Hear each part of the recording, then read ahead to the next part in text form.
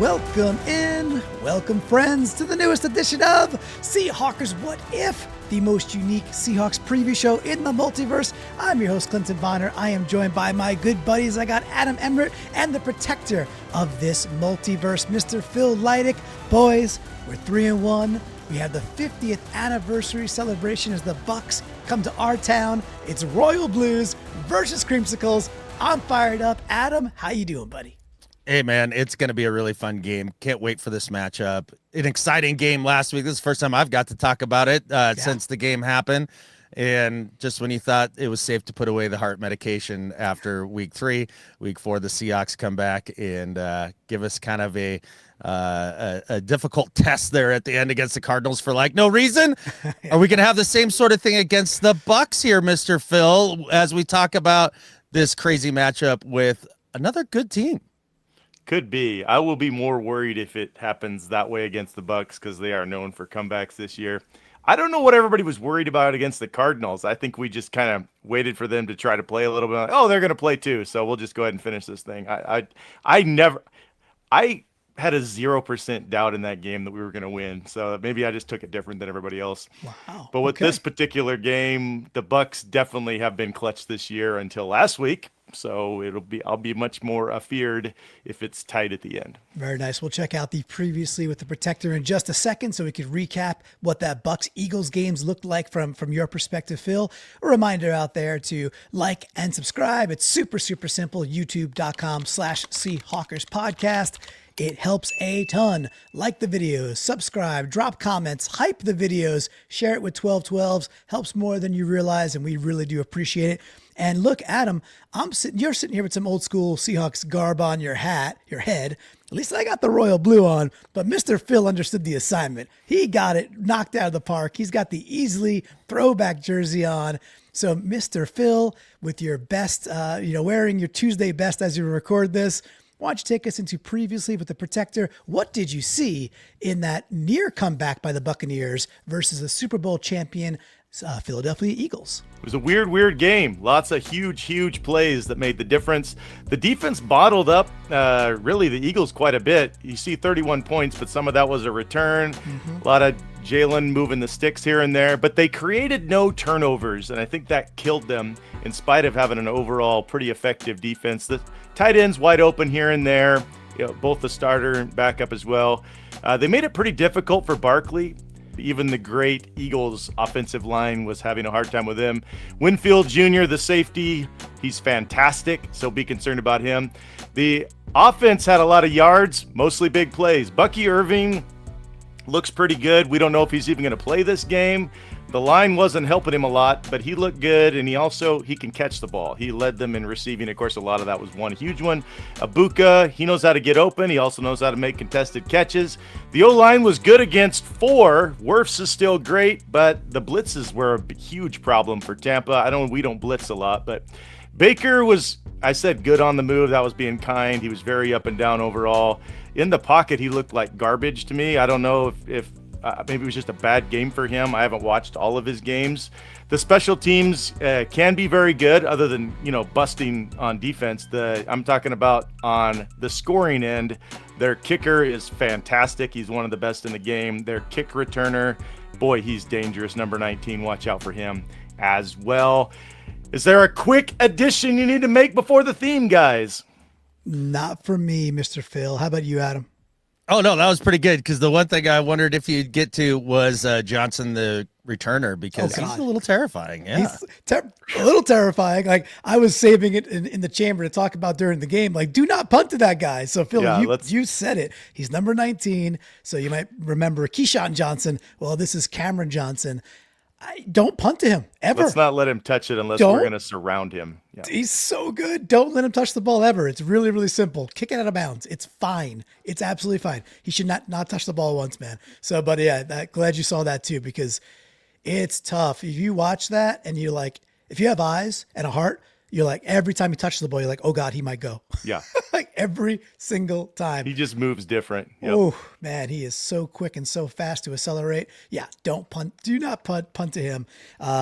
Glad you saw that too. All right. So yeah, but it was an interesting game. I listened to a bunch of Bucs podcasts in prep for this week for our content as well. And they're kind of on the fence. They're kind of like, they're kind of happy that they were scrappy, happy hero pups and made a valiant comeback against the Super Bowl champs. And they're like, man, there's a reason we're starting slow. And there's a reason we feel a little, disoriented from an offensive philosophy. I'm sure we're going to get into all that. So Mr. Phil, why don't you take it away? Share with us your curated theme for the week as we start to celebrate our 50th anniversary Seahawks. Yes, everybody would have guessed these two young teams just in the 50 years of expansion. It was an exciting time for people up here in the Northwest when finally Seattle was going to get an NFL team. It was also exciting for folks down in Tampa. Two teams added to the league. We got to play each other in that first season. It was one of our 2 wins. So historically, pretty awesome. These two teams are going to come back together and wear those original helmets and mostly original uniforms as well. Exciting game, tough matchup. We're going to talk about expansion. So things that expand, you can expand the playbook. You want your momentum to expand. Horizons can expand. Coverage expands. Let's expand some knowledge. And then sometimes watching football, you can expand your waistline.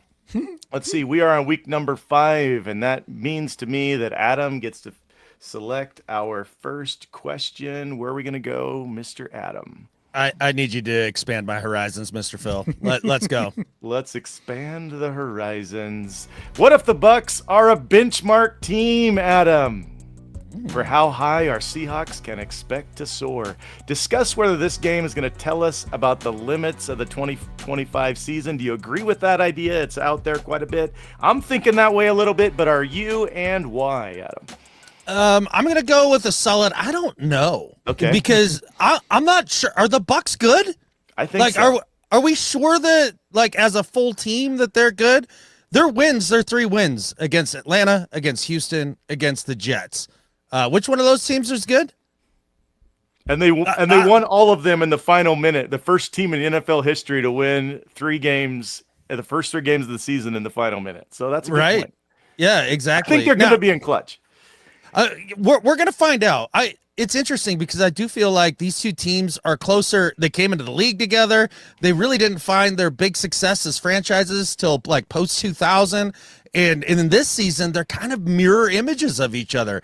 Fantastic defenses and offenses that had some change throughout the offseason. The Bucs obviously changing their OC with Liam Cohen moving on to the Jags, and the Seahawks with Darnold and Kubiak and everything that they did there. I feel like the Seahawks offense has been more consistent to this point than the Bucs offense. So is this a benchmark? I'm not sure that I right now, as I look at the Bucs, and especially after watching last week with the Eagles, they're a fringe playoff team. That's a good team. I mean, the Eagles, if they're not a great team, they're a really good team, though. I mean, can we agree with that?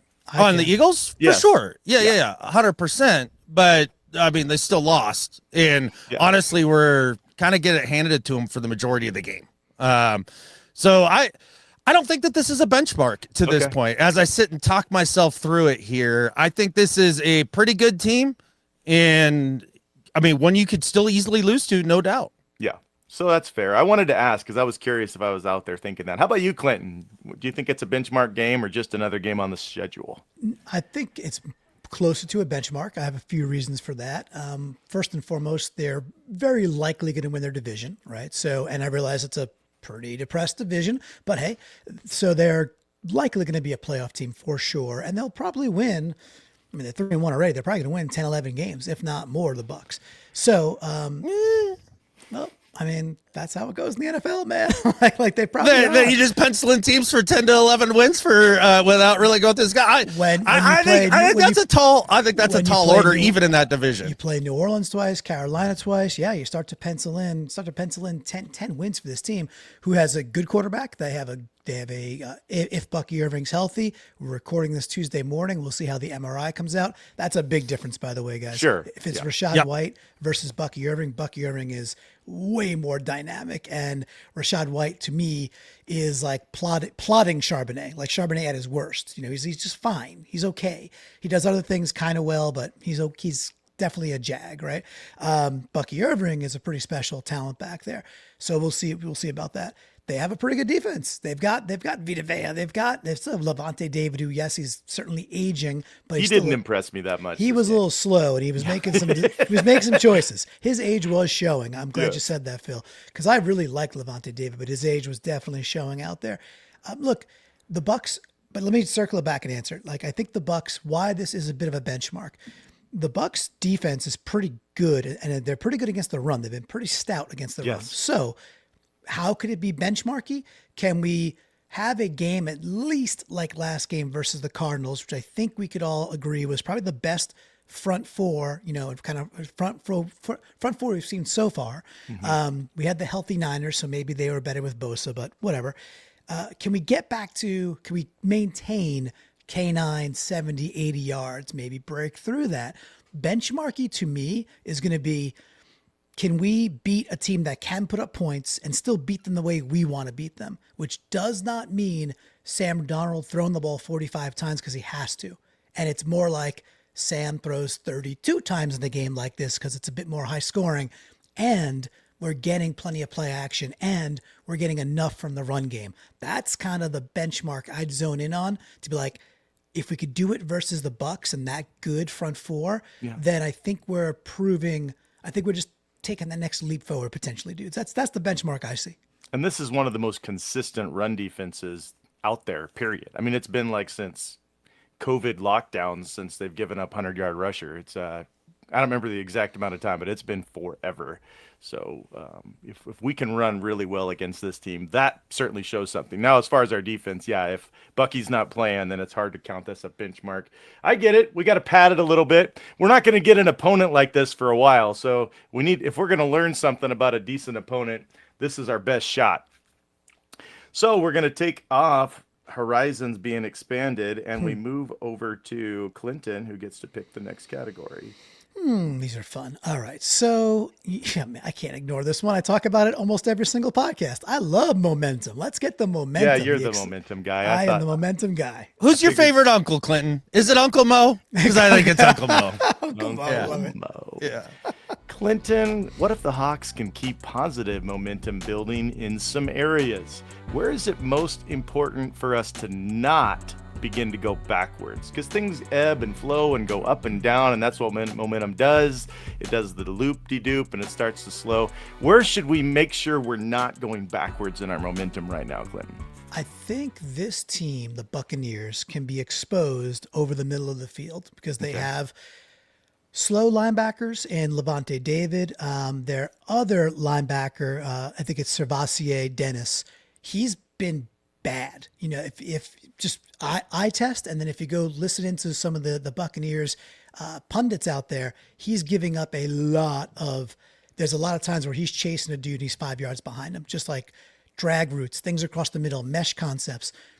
So where I want to see us keep progressing and not go backwards is use of the middle of the field, which means incorporating tight ends, getting JSN over the middle and down the seam. And of course the Bandit brothers, everybody else without doing the Russell Wilson and naming every single person, keep up the tight end involvement and exploit and use the middle of the field. I think it is very gettable versus the Buccaneers. Look, the Eagles don't even do the middle of the field all that well. A lot of it's Hurts run the football, vertical shots to A.J. Brown, and Goddard sometimes they're going to Goddard if it's not a shovel pass, and they still had success over the middle. If the Bucs want to do what they do, which is get after the quarterback and try and blitz a little too much, cool. Dice, throw the ball right freaking through that between the hashes. If we don't regress there, I think we're in line to have a pretty good day. They even had a nice one to their backup blocking tight end who I'd never even seen in fantasy waiver wire before. Some dude over the middle just wide open. And honestly, we've been talking about how good the Bucs defense is. They're really terrible in the middle of the field. I mean, their overall ranking, they're number 17th when it comes to scoring. They're number 19th when it comes to yardage. And almost all of it is how horrific they are at defending the middle of the field. How about you, Adam? Where should we continue? Where do we not want to go backwards in our momentum when you look at this matchup? Well, let's just start with, I think Clinton's answer is the best answer. Yeah. That's definitely where I would have started, because the one place that the Eagles had great success, they're really their biggest success in the passing game would have been with the tight end usage. And after watching the concerted effort of Kubiak to get Arroyo and Barner involved in the pass game last week, like, let's keep that up. Let's keep going with it. But to build off of that, let's say that the other thing that we can't regress on is Sam Darnold's efficiency. Yes. I think his efficiency to this point in the season through 4 games at a quarter pole-ish, I don't know. Do you guys say 25% is 4 games or 5 games at this point? What's it to you? It's a leap year. I think 4 games is closer to a fourth than 5 out of 17 if we did the math. Yeah, mathematically, okay. I always give math the tiebreaker. So I think so. Like, look, no, I'm with you. Okay, that's great. This funky leap year thing we got to do now. 4 games is a quarter. We're good. So through 25% of an NFL season for our team, Sam Darnold has looked really good. He's looked really good, and he's been very efficient. And really, with the run game not popping as well as I think we all had hoped coming into the season, it's really been Sam Darnold, JSN in the passing game that has kept this offense on schedule, afloat, in, putting up enough points to get to a 3-1 record. So if we can keep Sam in that, honestly, I was going to say 25 to 30 attempts, but it's probably going to be higher than that, because I don't think we're going to run the ball on the Bucs effectively. I don't. If the Eagles couldn't do it, I'm pretty dubious that we're going to do it. So if we can keep him in that 30 to 35 attempt range, and he's very efficient, then I'd stay there. Clinton, do you agree with that, or do you have a different thought? I do agree. I think one thing that is worth pointing out with our ability to potentially run the ball, this is not about all of a sudden we get better at it. No. Greg Gaines, one of their big beefy boys, he has an injury, and looks to be pretty severe. He is just a space eater. And Adam, I think for the longest time, I think you liked Greg Gaines a couple of years ago when he became a free agent, and he kind of went over to the Bucs and kind of signed for not a lot. And he's quite good. The double Huskies there in the middle. Yeah, and he's gone right with Vita, and so he's going to be out, and that's a pretty big deal, because I don't think they have a significant backup that could step in and kind of call it the dirty work there. Doesn't mean we're going to be amazing at running the ball all of a sudden, but it is a little simpler when you take a beefy boy away who's really there to stop the run. Could I make a slightly different point? Just takes a couple seconds, but it deals with Adam. This is my biggest concern, because I am so impressed with how Darnold's playing, and I'm a wanna-believer, like I'm hoping it's going to continue. My concern is if our offense says, well, Sam's so great, we're just going to turn into a passing offense. So we have to keep at all the attempts. Like, I'd love a greater yards per carry, but I'm glad that even though we're not getting that, we're sticking with it, because what it's doing, it's keeping the passing game available to us, because at some point teams are going to start running too high, and we're going to have to be able to take advantage of that by not outsmarting ourselves and giving up what is working, which is really lots of runs that aren't terribly effective with the occasional explosive thrown in. I'm just glad we're getting the occasional explosive, and I don't think we should give up even against some of the best run defenses in football. Good points. Love it. All right, we come back to Adam. Momentum is gone. Hopefully we can keep up that good offensive momentum that was mentioned. Where do we want to go next, Adam? Let's talk about expanding waistlines, and maybe you guys can help me figure out how to reverse that sort of trend, because I'm in desperate need of it. Let's go to waistline. This one won't help it. There's nothing on here for reversing it. I thought we'd have a fun one this week. What if we rank potential game day food? And since it's football, we're going to pick six from here, Adam, or if you want to throw in your own and you didn't like my options, these are some of the most popular game day foods out there, according to our friends at AI. Pick 6 potential game day foods. Okay, 6 here. We'll go quick. Let's go. We're definitely going pizza and buffalo wings. Okay. I think we go loaded potato skins. And then, okay, so that leaves me 3. We're going to go with Costco lasagna. I think you need a nice big hefty one there for like halftime to get you through the second half. And veggie tray because, we got to pretend to be healthy. And then I prefer the brownie over the cookie. So we're going to go brownie bites as your dessert. There's your 6. Awesome. So put in your comments your favorite game day food. And of all those 6, Adam, which one is your number 1? If you're somebody's inviting you over, you'd be most happy of those. I would say probably the pizza. I would if it weren't for my stupid old man heartburn, it would be buffalo wings all day. But just because that would kind of light me up a little bit, I'm going pizza, and I'm gonna smile all the way to the bank. Do it. Is there a worst on here, or do you like all these choices? Oh yeah, the worst on here is stuffed jalapenos or poppers. I don't understand it. I don't know why people put that in their mouth. You should probably stop, and that's the worst. Surprise, surprise. Adam doesn't 100% agree with America, so that's okay. Clinton. It's not my fault America's wrong. Like, I'm just trying to help everybody. Clinton, top 6, give us your number 1, and if there's one that you hate on here, or maybe there's one that didn't get in there that should have been. Yeah, but the one that should be on there is sliders. Sliders are delicious. They're burgers. Sliders? Is it on there? Yes, it is on there. No. It is on there. But Adam didn't take it. Adam didn't take it. Oh, okay. I thought you meant on the list from America. Still available. No, America got it right. Sliders has got to be on there. Skins are delicious. Got to have loaded skins. Chili. I like a good chili. I like anything. Put it in a bowl, right? Chili's great. I like the topping. The things you could do with it are great. I'll go with brownies. We need something sweet, so brownies sound really good. Cookies are good too. Costco cookies, chocolate chip cookies are good too. But brownies are best. I'm going to go tendies because with tenders, you get a variety of dipping sauces. The key for me there was you put sauces and not sauce. Yeah. So now I'm like, okay, I get variety with sauces. Less messy than the buffalo wings as well. You know what? I'm going to go with, let's call it like a Mexicali lasagna, aka nachos. Give me some fully loaded nachos. Skip lasagna. Give me the finger bites with the nachos. That's my 6. So lasagna's the trash. What's your favorite? I think sliders, when they're well done, are absolutely delicious. I mean, pizza's great. I just left it off because Adam talked pizza. Basically, sliders for pizza in my world. 50 Interesting. years I don't of understand the tiny burger thing. Like, I just have a full burger. Why are we having tiny burgers? Because they're easy. So you got room for other tiny fun stuff. Yeah, Do we have tiny hands like carnies? Like, why do we have to have the tiny burgers? They've just confused so many more me fun things you want to eat. Because you ever eat a giant burger and you're like, man, those brownies sounded good before I about killed myself with this half-pound burger.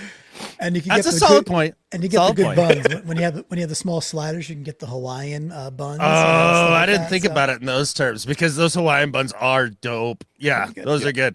But this didn't help my waistline. This was not what I was hoping for. Well, you picked the veggies, so we'll give you that. And maybe the first time in the history of this show, we managed to change Adam's mind on something. He's pro sliders. Let's write it down. In 50 years of history, Adam has had his mind changed. This is incredible. Yeah. Clinton. I'm not as hard-headed as you might think. Only 90% as. Yeah. Clinton, where do we going to go next? Yeah. Okay. I'm going to go playbook because I'm most curious what's behind that door. So expanding it's not playbook. that surprising. It's what you might expect. Clinton, what if there are some specific types of plays you'd like to see our play callers explore in this matchup? I know you mentioned middle of the field, but maybe what might be effective? We've talked a lot about the middle of the field. There's something else, types of plays, offense or defense, where we should go against them. Yeah, I'm trying to go to the defensive side actually, and let's see if I could pull something out of here. So the Bucs, while the Eagles actually got some over the middle of the field, and that's actually not where they usually operate, the Bucs don't get right now a lot over the middle of the field. So much of it's quick game, boundary. So much of it is to the boundary, and then verticals that are like really trying to see if Ibuka could come down with something or Godwin could come down with something. And often they do because they're good, and Mayfield's good enough to put it there. But it's kind of nowhere to go through life. It looks like they're making it hard on themselves. So specific types of plays, like this might be a bit of a cop out. I really like our chances if we can continue to just get pressure without having to blitz. Okay. Because I don't think the Bucs are firing on all offensive cylinders. I think they're still going through missing Liam Cohen. I think they're missing him, and I think they're missing the way he would scheme things a bit easier. And it looks to me like, remember last year or the year before when, as Seahawks fans, there was no free yards and nothing was easy. Everything was a grind. 3rd and 8, Gino's got to play hero ball. And often he was coming through, but sometimes just not. Just everything was hard. I know the Eagles are good, but and the Eagles tackled very, very well, by the way. So thanks to the flats, were like covered up in half a second, had no chance. But I think Seattle can do that too with our speed and our tackling. I don't think the Bucs are firing on all cylinders. So if we could still keep most of our dudes back, still play back 7 and get enough pressure at 4, which has been our, MO so far, I think it bodes quite well. So it's less about like our new wrinkle so much as do the thing you're good at and let Leo and Murphy and Jaron Reed just keep doing what they're doing, which is cause havoc up the middle. Last point. The right side of the Bucs offensive line is not good right now. Okay. It's not good. It's havable. So go get it. I like the strategy. I keep being surprised with you guys. I mean, this team is number 4 in scoring, number 3 in offensive yards. We sound like we think they're not very good on offense. Maybe it's just the opponent. Is that what you guys are generally thinking? I think they take risky shots and they try for big plays and they get a lot of big plays, and maybe our team is perfectly set up to stop that. So maybe that's why you're just not worried, but not firing on all cylinders. Maybe the firing they want to take is this crazy stuff. Maybe that's their style. That's a point. I mean, it's a valid point, right? Maybe it is. I just can't imagine that's how you want to go through your NFL life without making it simpler. I don't think they're a matriculation offense. I don't know if that's their style, but maybe I'm misreading it. Well, one additional thing to leap off from that, Adam, you brought it up when we were talking earlier too, is like, look, the Bucs have gotten lots of big explosive plays for touchdowns. Last game, 70-yarder, 72-yarder, 70 whatever yarder to Egbuka, 72-yarder to Bucky. Seattle, the longest touchdown we've allowed so far is a 16-yarder to Marvin Harrison, which was, Adam, as I think you'd put it, a 30-70 ball, not a 50-50 ball, right? It's like, okay, great. You tip your cap. Great pass, great catch, really good coverage. It happens.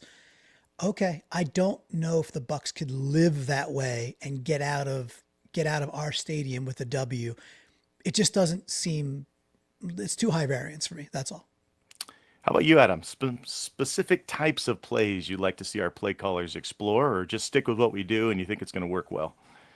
It's so funny because I actually have an opposite take of Clinton defensively here. Oh. And, you asked early in the Clinton's answer there, Phil, about, their 3rd in scoring or whatever it was, and, fairly high numbers for the Bucs offense. And why are we thinking they're not a good offense? Because they're not that same offense.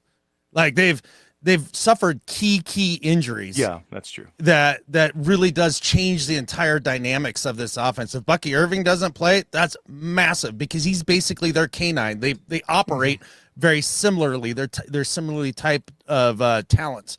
And, if you have to go to White, I mean, you said he's like a plotting Charbonnet. I think they're the exact same dude. Like they are the exact same guy. I think that really does hurt their offense if they have to rely on him. Then you talk about that right side of the offensive line. And gone. That was my last point. Oh, sorry. No, I'm glad you're taking us right to where I wanted to go. Mike Evans going down completely changed this offense. I don't know if you guys noticed in this game against the Eagles, the Bucs receivers got exactly 0 yards of separation. Like they were covered like a blanket the entire game. They could not get open without Mike Evans commanding a bunch of the attention as he did earlier in the season for them. I like Egbuka. I think he's a really good receiver and he's going to be really good. He's also a rookie playing in his 5th game. It's not like he's been around the league for 3 years and is dominating. And then you kind of go down. Godwin looked like a guy who was coming back from a knee injury, and he didn't look like old Godwin. And will he be his 2nd game back? Maybe. I kind of doubt it. Usually guys have to kind of work into things there. Otten is a tight end. I'll just leave it at that. He's not somebody that scares me. So for me personally, I think that the Hawks can match up man to man with all of these guys, and we can send a lot more blitzes coming from the right side where that offensive line is depleted, because Baker was a disaster under pressure in the game against the Eagles. He got so spooked in the pocket when things started to collapse around him, and he'll put up some crazy balls when his decision making gets a little frantic when he gets pressured. Let's ratchet up that pressure. Let's get home on these sacks. Let's take this defense to the next level pressure wise, because I think that we will absolutely hold up on the back end against a Bucs crew that couldn't get open against the Eagles at all. Clinton, you had something on that, Clinton? I did, yeah, because we didn't get a chance to talk to Adam post the Arizona game, so I just want to kind of weigh how much is he looking for, right? Because to lead right into what you're asking, Phil, in the Arizona game, we were still getting pressure with our four dudes, but we also got really good pressure when Macdonald did seem to blitz a bit more. It was Spoon or Drake Thomas or who else? Julian Love sometimes, or whoever it was that was coming in on a blitz. There were more dialed up blitzes. Is for both of you guys, is that kind of the mix you're looking for, Adam? Is like a little bit more dialed up, and is it more linebacker blitzes and cornerback blitzes, stuff like that you want to see? However it is that you want to exploit the right side of the Bucs offensive line, I don't care who you're bringing. And I mean, Mike Macdonald's 10 times smarter than me at designing those things, whether it's blitzing the left side of the line and then running twists to the other side to try to confuse backup players that are starting for them. However you want to get after it. But yes, for this specific matchup, heat it up. Let's get Baker cooking. Let's put him in the oven and turn up the heat and bake it for him. I can't wait to see the Seahawks get Baker flustered in this game, especially with the noise from the 12s. That's the way I would go. Let's go. The thing about Baker is when you heat him up, sometimes he rises and sometimes he goes flat and gets crispy. I mean, the guy makes some amazing plays and some terrible plays. When you heat him up, be aware something wild might happen, but he also will give our playmakers a shot to do something great. That's just what you're going to get with Baker. He's not going to just fold and take a sack very often, and I don't see him do a lot of throwaways either. At least just nope. He gets out there and he puts the ball in harm's way, and sometimes that 30-70 ball will be that 30% completion for him. And with Evans, it's great because that guy catches 30-70s all the time. But yeah, it's a little riskier when it's not Mike Evans out there. I think that's a massive, massive loss for that team. It really does just change their entire offense. He's the perfect guy for him, definitely. Okay, we got two left. We have expanding the coverage or expanding our knowledge, Adam. We were talking a little about coverage here just a second ago. Let's hit up coverage again. Okay, we'll go to coverage. Coverage it is. And we've already been talking about this. But Adam, the Bucs have numerous dynamic weapons, of course, minus the one that we've just been talking about. What if you give some keys to covering Baker's boys? Maybe some ways you'd like to see us match up with Abuka and Godwin specifically. I guess if we don't know which running back, Bucky out there, he's an issue. But you're going to talk about Baker's boys a little bit. Yeah, honestly, the Seahawks have relied a lot more on zone coverage this year than man. And I watched the Eagles man up this Bucs receiving core in this last game and just lock them down. So the key, let's break a tendency here. Let's go out there and we'll play a little bit more man-to-man, bench Reek Woolen and put in Kendrick and go from there. I think that would really make it difficult for Baker and the Bucs, especially if Irving's out, because I think at that point, the way the Hawks have shut down everybody's run game to this point, I think it's going to be really tough on a Bucs team who honestly isn't all that effective consistently running the football. They're a lot like us, a little bit of you got to keep doing the attempts to keep your offense honest, but it hasn't really been clicking quite yet. And I noticed you didn't mention Otten or Durham. They're definitely two of the Otten's a tight end. They're definitely two of the tight ends of all time. They're two of the tight ends of all time for sure. Yeah. Clinton, some keys to covering Baker's boys. Do you think we might need some safety help more than Adam, or you think just man them up and blitz the rest of the guys? I think what I saw last week versus the Eagles, and again, listening to some of the Bucs punditry talk about this. Like, this is how they're wired, and their lack of using the middle of the field. A couple of years ago, Cade Otton was getting seam routes. He was accessing things over the middle, and he's a big enough boy that it's like, okay, when given opportunity, he can be a adequate tight end. And when you're trying to do a 2-yard out with Cade Otton, it's going to look exactly how it sounds. So it's not going to be great. So I think a lot of what I saw, taking what I learned from the Eagles, is like, look, they can be one-on-one and they can be man, and they were making all their tackles. They just were. They were hitting so crisply. They were wrapping up.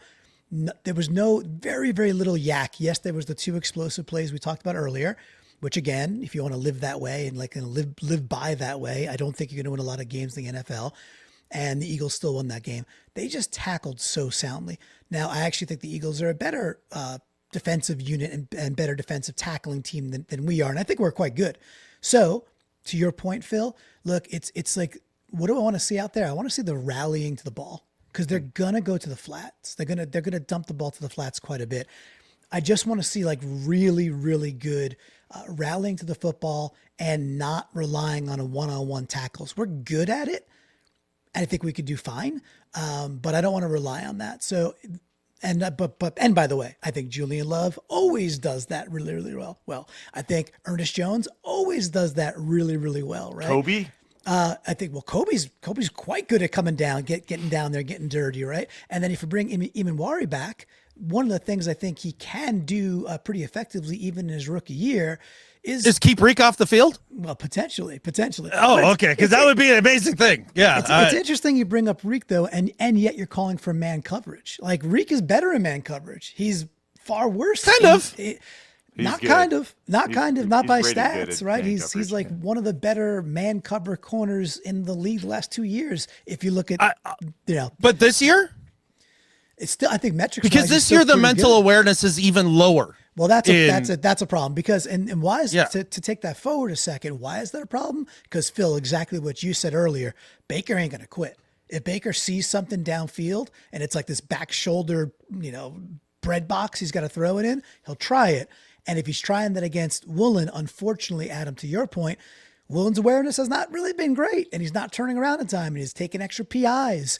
So Baker can exploit that. I know this answer went all over the map there, but there are some interesting weapons. Yeah. And I don't know. I don't think we're going to see Woolen benched.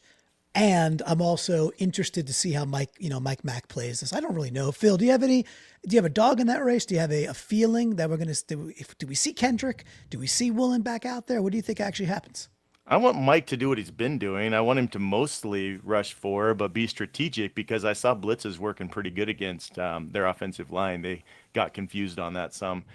I like some man, but boy, it's hard to argue with how our defensive backs have been playing together. I like our safeties to keep us safe from Baker getting something wild against us. I think I don't think they're going to move the ball slowly down the field on us ever. So if we can just prevent them from getting the big plays on us, I think they're going to just be getting field goals. So I'd rather play. I tend to go toward play it safe, because I know Baker wants to do crazy stuff. So I would like to keep our safeties protecting in case Woolen or somebody does something just a little bit goofy, or all of a sudden the athleticism from Job or Kendrick shows up on a particular play against Godwin or Ibuka, that we have those guys there to keep us safe to do what they do. We have one left, and this one would be our normal game, but we've covered a lot of the stuff yet, but we're going to talk about expanding our knowledge. And so I have a few stats regarding the Bucs. You can tell me which ones are most concerning. We've already talked about how they are offense, defense. By ranking, they're toward the top on yards and points offense, and they're middle of the pack on points and yards on defense. But let's talk about a couple of these, and we go to Clinton first. Their third down conversion rate, they lead the league at 51.1%. Now, that dropped off a lot against the Eagles. And then on fourth down conversion, they're very aggressive, and they're also number 8 at 65% on converting. So when we think about matching up against them, are you concerned about their conversions on third and fourth down, or do you think that's a lot just with the teams they've been playing? I think they've been helped by their schedule, because that's just that's the way it goes. And I think they were 3 of 13, I think, against the Eagles, right? So Yeah. it really fell off. They fell were off a awesome cliff. until last game. Yep. And also, that's also a victim of circumstance because routinely you're not down 21-3. The Bucs are not down 21-3. There's a blocked field goal, a blocked punt for a quick 7, right? It's 14-0 before they blink. It's 21-3, and they get a 65-yarder to even make it 21-6 before halftime. So you're going to take more chances in the second half of a game like that on third down. So I'm not surprised. No, but look, when you're good at third down conversion and then you are aggressive and good, it's not just aggressive, but and good at fourth down conversion, what you do is you tilt the scales. Your chances of winning football games go up dramatically when you're good at those two things. So am I concerned about that? Yeah. I mean, yes, it's been against some subpar teams, but they still went out and executed it. And they're, as much as I've been saying that they don't access the middle of the field all that much, they still don't seem to have much of a problem with the 2 to 3 to 4 yard outs that are super quick that could supplement a run game that sometimes is hit or miss like ours. They do it differently than Seattle does, but Adam, you made the point earlier that it's kind of a little bit of a mirror image of what we've been so far. Baker hitting those things in the flats for at least 2, 3, 4 yards. That's before any yak. They're pretty good at that, and they're pretty consistent at it. So I'll go back to what I said earlier. It comes down to tackling. You've got to tackle that stuff. They're gonna hit stuff in the flats, and hopefully we're stopping them short of the sticks, so they actually have to punt or they're not converting on a fourth down. Well, these were going to be rapid fire, but maybe they're more expensive. But how about you, Adam? Their conversions on third and fourth down. Obviously, our defense is closer to the Eagles than the teams in their division and the Texans. So do you think it's going to be more of a result like that, or are you concerned about their play calling third and fourth down? Yeah, so when it comes to third down efficiency, the Bucs have been decent at it. But when we look at our defense, it's interesting comparing the Bucs defense to our defense. The Bucs defense is not giving up too many yards per game. They're actually, towards the upper end of the league in terms of yards per game defensively, but points per game defensively, they're very low. They're down towards the bottom. The Seahawks are the exact opposite. We're ranked very highly when it comes to points per game, but relatively low when it comes to giving up yards per game. And that goes back to this third down thing that we're talking about. The Seahawks haven't done a great job of getting off the field early in drives. Like we've allowed kind of, semi-extended to extended drives on the regular. Where the Seahawks have been great is limiting exposure to points, and especially in the red zone and that sort of thing. So I would love to see the Seahawks defense take that next step of shortening up these Buccaneers drives and making more 3 and outs, or at least just, only one first down per possession and go from there. If the Bucs are able to kind of stay on schedule and convert those third downs as they did early in the year against lesser opponents, then it's going to make this game a lot closer, and it's honestly going to make it a lower scoring game because these drives are going to be extended and there's going to be fewer possessions and all of that stuff. So we'll see how that goes. That's one of the things I'm going to be looking the most closely at throughout the game. How about we ask about rushing yards a game? They are getting 124 yards a game on the ground. That's pretty decent. But of course, that's going to have a lot to do with Bucky Irving. I think we've already kind of said throughout this episode, if Bucky Irving's not there, it's not as big a concern. But are you concerned at all about their run blocking? Because we haven't talked about that much. Clinton? Yeah, I think they're pretty watching some Tampa games, I think they run the ball pretty darn well between the tackles. It's not a lot of wide zone stuff. It seems to be some counters, and maybe if that's the wrong vernacular, just some pin and pull stuff and just things right that the guards are moving a little bit. They seem to move and run the ball fairly well between the tackles. It's a little hit and miss. Sometimes you'll see Bucky Irving go backwards a little bit, but very often it's not. He sees a hole, he's attacking it, and he gets as much out of it as he possibly can. Early in that game versus the Eagles too, they're out there in the first couple of plays, man. They're getting 6-7 yard chunks right away in that first drive. It stalls out, but it wasn't because of the run game. So the quick thing for me, Phil, is I think they can do it pretty well. And if they are consistent with it, it's, again, Adam, you said it earlier, it's a bit of a mirror image of our team. Like if they're consistent with it and then you open things up for Baker because you're running the ball pretty well, they could go from being a good offense to one that's really threatening you in your home. What do you think, Clinton? Do you think it's all Bucky, or do you think their O-line's pretty decent at blocking it up? You can call me a lot of things, but don't call me Clinton. No. Did I call you Clinton, Adam? Yeah, no, it's Okay. great though. At the end of the day, I think that this is going to be a difficult game for both teams running the football. Both teams have guys up front that could really make it tough on you in terms of running the rock. I mean, again, I watched the Eagles struggle to run the ball against the Bucs, and that tells me a lot about what our potential success rate should look like against the Bucs, which is you got to do it, stick with it, as you said, Phil, but maybe the numbers won't quite be there.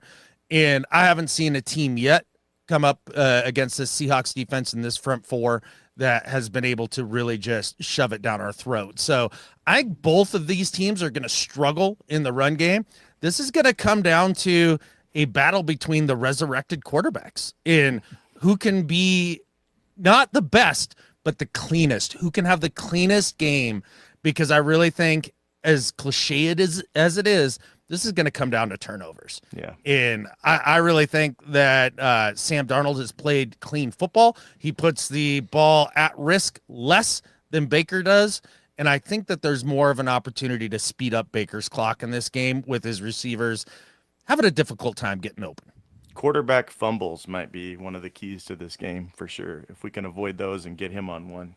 I want to just ask one more of these that I had. If there's anything you can learn from this show, is that AI, while it doesn't try to lie, sometimes it will give you bad information with 100% confidence. It might give you bad information. Of course, my son calls AI a liar all the time, and he yells at it, and then it apologizes. So that's really weird. Tell your son to stop apologizing. He's right on the right track. Don't trust that thing ever.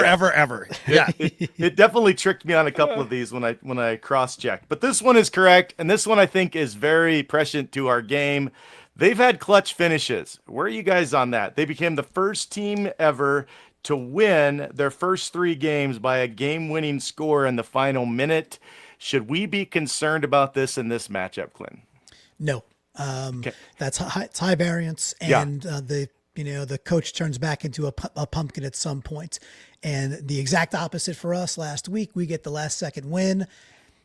Now, cool. There's some clutchiness in Baker, and So you don't think Baker's better than Kyler at that? Like, no. That's Okay. the point. Baker is more clutch. Baker is clutchier, and with that, again, that's no way to go through NFL livelihood. Is relying on the last second thingy, because at some point it runs out, and if that's with a screaming 12s in a close game where Leah Williams is breathing down your neck and you got to make a play, I like our chances. So it's Baker's good at it. He's got a knack for it. And no, I don't think it's like, hey, they are magically, going to pull it out of their hat again. I don't see it. Because why? Because we're better than the teams that they've squeaked by too.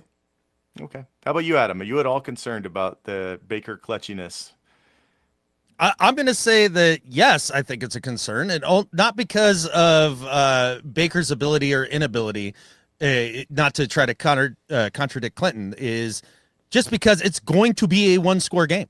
This is going to be a very tight, low-scoring affair, and I predict that it's going to be under a 3-point difference.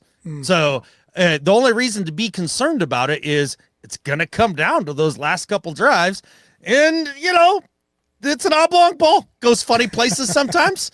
And it's just one of those things. So be concerned about a close game. Always be concerned about a close game, because you can end up on the wrong side of things just with some bad fortune. Okay. Well, we need to get going to our From the Flocker wishing well. 50 years of history, 100 years combined with these two teams. A lot to celebrate, but we have our wishes about this particular game. As soon as I asked for it, Car got her wish right in there. She wants Eman to play and shows how he can make a difference on this already amazing defense. I'm with her. That's probably one of my main wishes, besides, of course, just winning the game. Designed Pete's Beach House. Amy has this wish of an RTDB. So run the devil out of the football, I guess, is what she's hoping for. She has a pointing there, and she's just hoping that we can do that. JSN, Jiggy with it.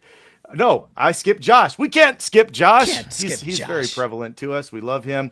We pick off Baker 3 times. So he's going big wish, but it's not out of the realm of the possibility with like Mr. that. Baker. JSN Jiggy with it. We game plan for the Bucs ferocious interior D line. I'm with you. Anchored by Vita Vea and don't run into a wall over and over. Succeed on the perimeter instead. That hasn't been brought up. How about trying to run to the perimeter a little bit? And then Bunny has a wish. Our D line Kool-Aid mans their way through the paper thin and highly injured. Oh, rats. I just lost it. I got it here. It's the highly injured Bucs O-line Yeah. for a game of nonstop pressure, and he shows the Kool-Aid man busting through it. He wants a contribution. Oh, yeah. Yeah, 4+ sacks on a tough to bring down Baker. So he wants that crumple zone pressure, oh yeah style from the Kool-Aid man, and 4+ sacks to get Baker to the ground. I like it, Bunny. Sorry about my glasses killing me. And then I tried to push the button that would allow me to see better and it ended up closing the screen. I apologize. You guys, any of these jump out to you from the wishes from our flock? Just one more, though. We had Jason Bonner, 12th man records. He also said, wish hold the Bucs to under 20 points. Kind of simple, kind of clean, but want to make sure we got that in there too, Mr. Phil. Adam, any standing out to you? Oh, if Jason, if we don't hold him under 20 points, it's going to be a long day. Like, I think you're going to have to do that. I really do believe that this Bucs defense is legit. It's solid. I think probably of these ones on the screen, the Eamon Worry piece, because I do believe that if you get him out on the field more, I think that gives you some flexibility with the DBs to make some personnel adjustments, and that will get to my wish here in a bit. But yeah. What about the perimeter runs? We hadn't mentioned that the entire game. Clinton, I was going to mention that one too. I do. I think Lisa did a great job at that one, and it's just going to be interesting. So, instead of pounding the ball right up the middle against Vita Vea, who's really, really good, trying to stretch. Look, the QBX system is meant to be wide zone. And like Mike Macdonald reinforced that this week, and he said something to the effect that if we can't do that, we have challenges. Like, it is based in wide zone. So what does that mean to me? It means K9. It means Cup doing work on the edges. It means Bobo and Barner and even Arroyo doing work on the edges. It means cross pulling and getting out in space. And let's see what we can do. Let's see if we can stretch that field a little bit. I think and their linebackers don't get there quick. And I noticed you didn't mention JSN. He just needs to route people. Take your guy out of the play. Please don't try to block again. I hate watching that. He's a willing blocker. That's as they say. Your favorite type? My favorite type. He's willing. Yeah. Let's get to your guys' wishes. Last week, Clinton wished for 120 yards from JSN. He did not get that, but he got the clutch plays. Adam wished for a Sundell pancake. I think he did make some difference in the run game. I didn't see a pancake. Did I miss one? Was there a Sundell pancake? Let's just say yes. I don't know. I didn't see pancakes being served. Okay. I saw Does that matter for how I scored this? Because I didn't see one. I looked for one to try to find it. That was the hardest wish I ever tried to score. He got to the second level a few times. I mean, does that count? Yeah. You decided to call it on a pancake. You added that. I did. All right, fine. Hold my feet to the fire. That's fine. Words I went back and listened. I watched the game. I didn't see one. There was nothing in the news about one. So, there you go. Adam, what's your what if Super Hawk for this week? My what if Super Hawk for this week is Sam Darnold in 0 turnovers. 0 turnovers. If he can do that, then we're going to have ourselves a day. Love it. I think that's a win. 0 turnovers for Sam equals a win. So I really like that wish. How about you, Clinton? Okay, I'm going to get a little specific here.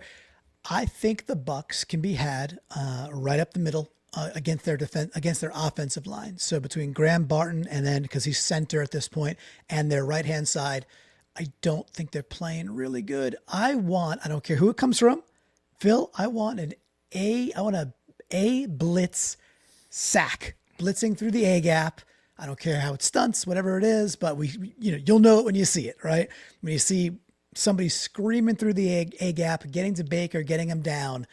That is a very specific wish, but I think that's exactly where they can be freaking had, man.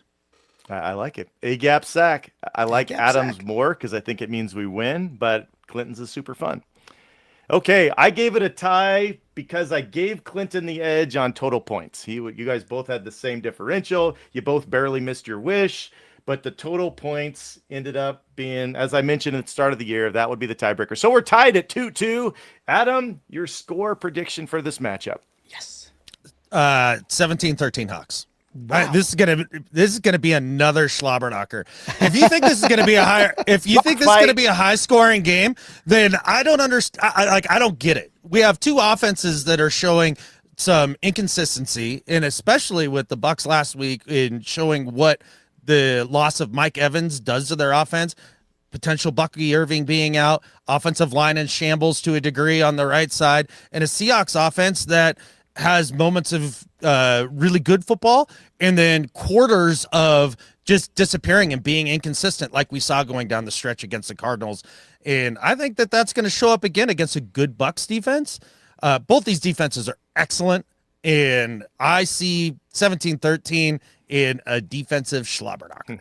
I just don't think the Bucs defense is better than any NFC West defense except for the Bosa-less Niners. Maybe it's different now, but maybe they are. Maybe that's where Adam and I might be a little different. I just think the NFC West defenses overall, they're better than the Bucs from what I've watched.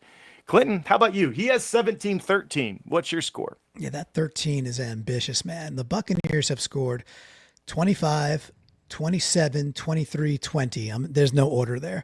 So that 13 is really ambitious. I like it. I love it. I want some more of it, Adam, but I just don't know that it's going to be. I have the Seahawks winning this football game 27-24. I think it's going to be 68 degrees in the PNW. It's going to be bright and sunny and with perfect weather, low wind. You got two good quarterbacks. You got good wide receivers. I think there's going to be some points to be had here, man. So 27-24. I don't think it's going to be like some, oh my gosh, look at the 40-40. We're not playing defense. What is this NFL? What have you become? But I think a really classic football game where our Seahawks come out on top by 3. Special teams has so much to say about these scores too, though, doesn't it? And they've been bad. We didn't mention that once. Well, and the new kickoff, which is fun, but it definitely changes the scores a little bit. People are starting on the 30-40 on the regs. You don't have to do much, especially with the Bucs kicker that kicks at 65 yards. You don't have to do much to get points right now. So 100% correct. The yards in the game haven't changed a lot from the last couple years, but the points are a little bit up this year, and I really think special teams is factoring. Adam? Yeah, I have a season-long prediction that's league-wide. I think that is going to shift dramatically by the end of the year. They're going to figure it out. Because weather. These kickers are figuring out this knuckleball thing. Yeah. I think. And the dirty kick, that is really screwing up returns in being a weapon for your defense, is having a good kicker that can kick that dirty kick down there and limit these returns. You're starting to see it catch on pretty quickly here. I don't want to give Cardi the credit because he's a dirty Ram, but he seems to be the guy that really started this trend. That and the Carolina kicker, Brett Coleman, does a great breakdown of this. And I think this is going to go. I think it's going to be one of the more dramatic shifts throughout a season that we've seen in kind of team stats in a long time. I love the variance it adds, though. It really adds some excitement. You don't go grab a cup of coffee or whatever during the kickoff anymore. It's great. It's an actual football play, Clinton. And I know that you now have to be a fan of the kickoff rule after we started at the 40 at the end of the game against the Cards to be able to come down there and get the dub. That had to sway your opinion. Yeah, no, I think it only cemented it only cemented me further that like you should be able to kick the ball however the hell you want, and some landing zone gimmick is just you're building on a house of dumb and sadness. Another rule comes in, it's also stupid. It just makes it this this specialty thing. Clinton hates special teams. That's what we found out. So stupid. The last 20 years, it's been stupid. It's stupid because they made it stupider by being like, okay, you don't get the ball to 20, you now get it to 30. Oh, you don't get it to 30, you get it to 35. And let's just move the kicker back. Find the place where you move the kicker back. Where, by the way, move them back and then let good kickers kick. And if they want to return it from the end zone, cool, go return it out of the end zone. If you want to down the football in the end zone, you start at the 20. But move it to a point where it's like good kickers could make it in and medium kickers are like right at the goal line. Find that point and then move it back again. It's fine. You don't need all these ridiculous rules with stupid rules on top of stupid rules to give the ball at the 35-yard line when field goal kickers are kicking 65-yarders. It's just a matriculation of awful idiocy. That sounds fine, but I've watch all the kickoffs this year and then bore yourself and watch all the kickoffs for the past 5 years. Which ones are you going to enjoy? It doesn't but that is such a leap of, okay, so we implemented something stupid to fix something stupid. Results. It's just move the T back. Just Occam's razor this thing, guys. Move the T back. Move the T back and make it more boring again. Clinton, how many people did you yell at for stepping on your grass this week? Is everybody driving past your house too fast? Do they all need to slow down? How many clowns had a fist shaken at it this week? Clinton's gotten old. He doesn't like change, and he doesn't like excitement. That's what's happening right now. Not about That's that. exactly it's what's not happening. About change. Not about, Get off my lawn. I'm the dude Move the T back. I'm the guy suggesting that we implement field goal posts that you could, at one time a game, you could narrow them and score more points. I welcome innovation and change. You want them to spin around and go in and out like there's some kind of target. Yeah, and by the way, put a laser out the top so we could actually see if a ball is in or not. You know, like, geez Louise. Reasonable. We got to sit there with a human and look up, and it's like, oh, was that in? I don't know. It's so silly. But no, just move the friggin' T back and have a kickoff. I was skeptical about the kickoff, and it is awesome. So the jury, Agreed. it's in. It's awesome. The result it's brewing is it is for the most part giving away yards. I view yards as precious. So if you want to start the ball at the 32-yard line, where I'm like, nope, you should really be starting at maybe the 20, the 15, the 12, and make it hard to score points in the NFL versus these 40 to 40 ties. Call me old-fashioned, but I don't like giving away yards. The new rules have equaled better field position to start, and you have 65-yard field goals. You're giving away points, and that's stupid. It's just antithesis of what football, in my opinion, ought to be. Okay, go, Adam. I realize I got to go for my wife. Go. Okay, all right, real quick. Do you feel like the offenses have been unfairly weighted in terms of importance for the last 30 years? Yes. Okay, I agree. Yeah. I think that this new kickoff rule actually adds more emphasis on having a very good defense. Because if you have a great defense and you're starting the average offense at the 30, 35, like if your defense is really good and keeps people from even getting that long ass field goal attempt, you have a big advantage. I think it actually emphasizes the teams that have a good defense. And the other two-thirds of the football, the special teams and defense, have become more important because of this rule change. They matter more. Mike Special teams has become more important. I'm all for that. I like that part of it. It's all good, and we have a good defense. So if they got to start at the 35, then okay, let it roll because we do have a good defense, boys. Let's beat those Buccaneers on this 50th anniversary. You got me all fired up. It's only Tuesday, and I'm ready to freaking run through a wall, guys. Let's go, gentlemen. I think after all that's been said with that, there's just one thing more to say on what if. What if we say, Adam? Go Hawks.